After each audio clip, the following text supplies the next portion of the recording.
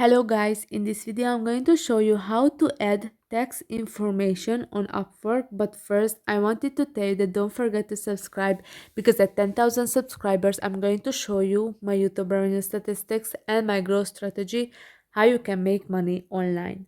So first open the app, after that go to your profile which is at the top left corner, after that click on the settings, then click on the tax information. And first, you have to give your tax residence.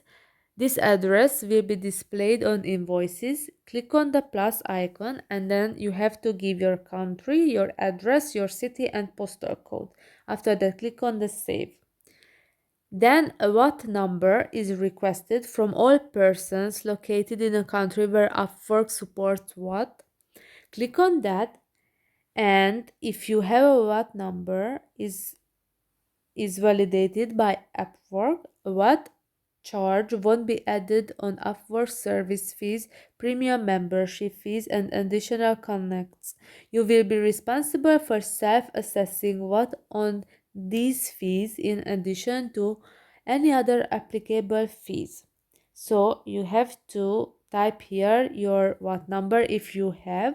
If you do not have, select the I don't have a VAT number, and after that click on the save.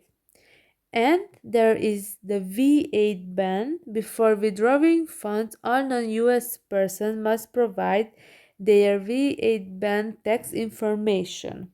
So click on that pencil icon. So if you are not a US citizen, select that option. If you are, then click on the I am a US person.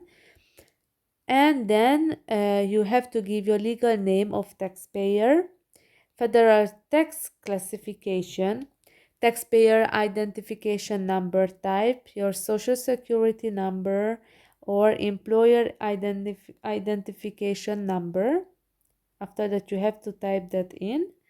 And then you have to certify under penalties of perjury that the representation in this tax certificate are true and correct.